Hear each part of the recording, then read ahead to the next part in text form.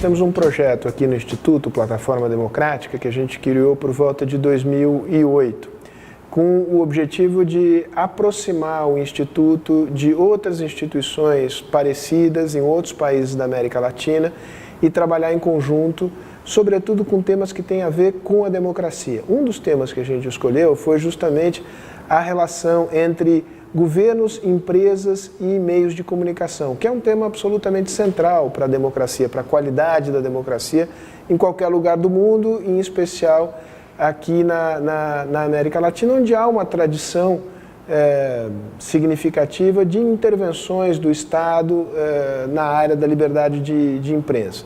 Tradição essa que voltou a se apresentar com força nos últimos tempos na Venezuela, no Equador, em alguma medida na Bolívia, mais recentemente na Argentina.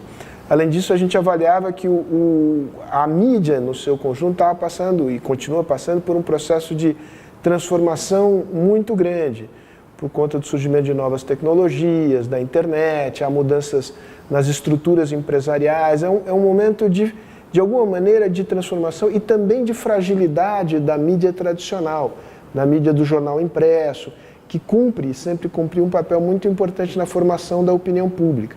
Então, a gente chegou à conclusão que não era à toa que, nesse momento, havia uma tentativa dos governos de interferir de uma maneira mais direta e significativa na composição deste mundo empresarial da mídia tradicional, que já se encontrava de alguma maneira fragilizado e os governos mais autoritários da região procuraram ter um controle maior sobre essa fonte importante de formação da opinião pública. E a gente fez alguns estudos sobre isso, publicamos livros, estão disponíveis na internet. Fizemos discussões aqui no Instituto, Palavra Aberta nos apoiou, foi um processo, continua sendo um processo interessante.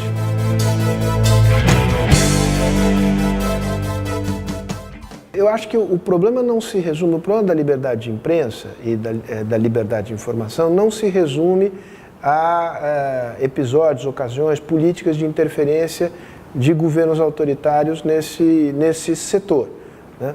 Você tem um problema, que é um problema real, muitas vezes, de concentração de propriedade nesse setor, que muitas vezes prejudica o pluralismo de opiniões. Então, ter regulação governamental sobre esse setor é muito importante, mas com regras claras, transparentes e que valham para o conjunto do setor. Não é o que tem acontecido na América Latina, é sempre uma intervenção dirigida que elege alguns alvos preferenciais, trata bem os amigos e dá pancada nos inimigos. É contra isso que a gente se manifesta. Não é o único problema. Você tem um problema, no caso brasileiro, o judiciário tem sido muitas vezes um instrumento de limitação da liberdade de imprensa. Essa é uma questão mal parada no Brasil.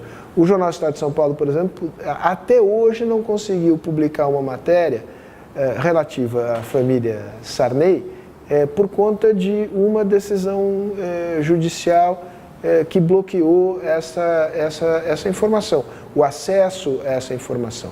Você tem também questões relativas à liberdade de informação na questão das biografias, que é um tema que se discutiu recentemente. Muitas vezes são os próprios indivíduos que se insurgem contra a liberdade de imprensa. Essa questão da liberdade de imprensa é uma questão que ela não está bem equacionada nos países aqui da região em geral.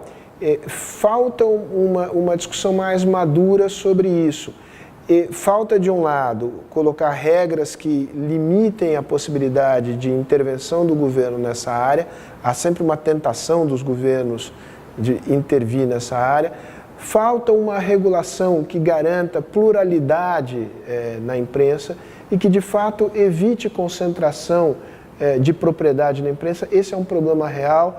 Agora, recentemente, no Peru, o grupo El Comércio, por exemplo, adquiriu um conjunto de meios de comunicação, tanto impressos como de televisão, quanto de internet, que resultam na concentração de 85% do mercado publicitário nas mãos desse órgão de imprensa. É evidente que isso é um problema, não dá para que isso possa acontecer livremente. Há que se colocar limites para isso, mas tem que ser limites estabelecidos por uma regulação que seja transparente, estável e igual para todos. O que não pode é a intervenção dos governos para favorecer amigos em detrimento de inimigos, fazer disso uma questão política.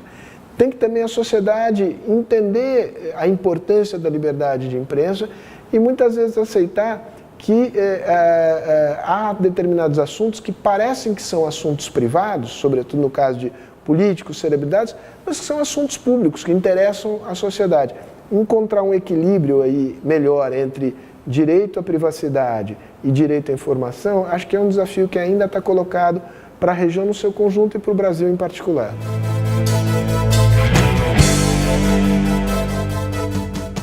São dois os principais desafios. Acho que, de um lado,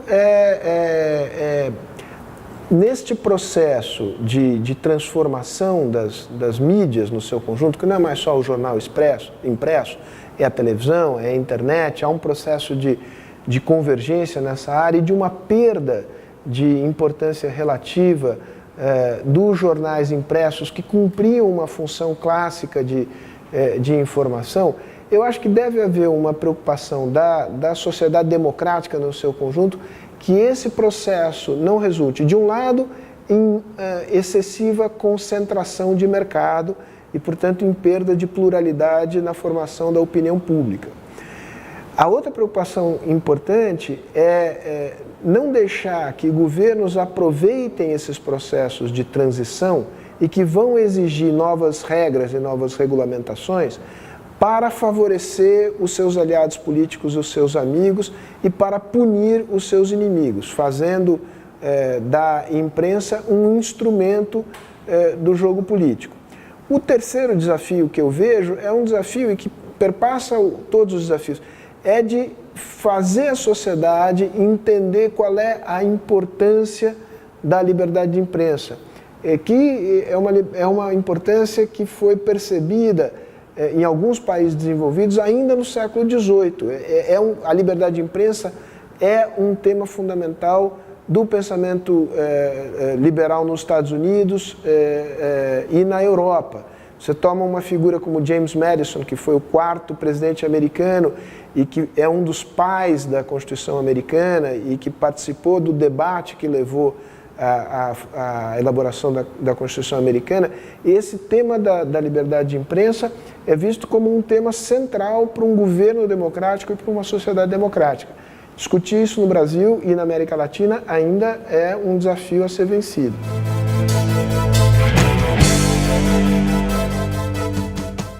A democracia pressupõe liberdade de escolha, liberdade de decisão e atribuição da soberania dessa decisão. No caso da decisão política de quem eleger, para que cargos.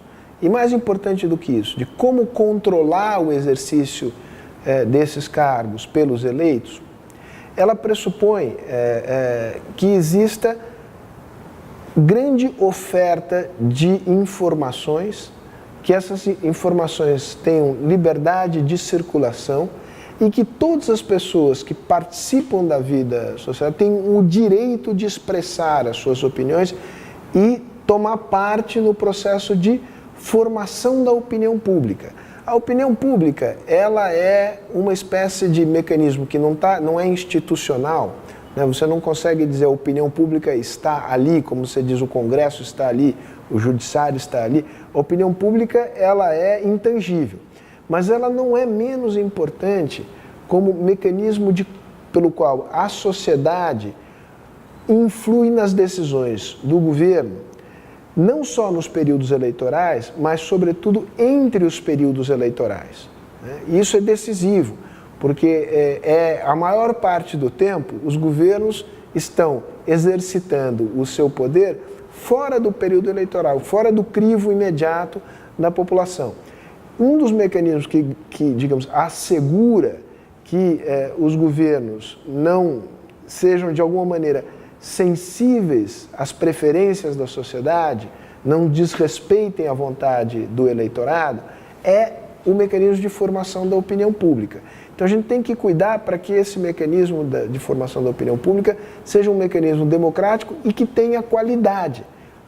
Um pressuposto básico, não é o único, não é uma condição suficiente, mas é uma condição necessária, é que esse processo se dê através da maior liberdade, da liberdade, evidentemente que obedecida a certas restrições.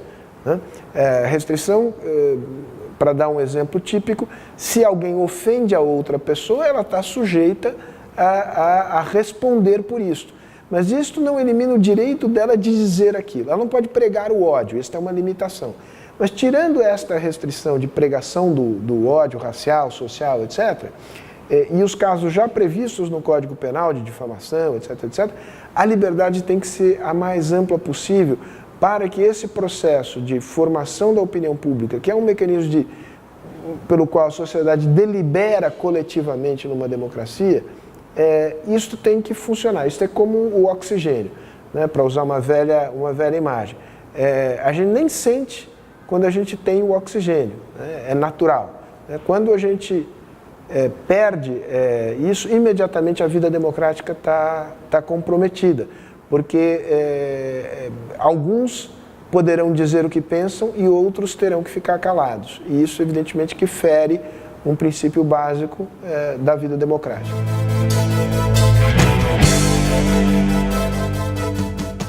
Veja em momentos decisivos no Brasil, quando se percebeu que a liberdade de imprensa poderia estar ameaçada. Quando o governo, por exemplo, Lula teve a infeliz ideia de criar o Conselho Federal, uma espécie de Conselho Federal de regulação da imprensa, que aparentemente poderia ter ingerência na produção do conteúdo da imprensa.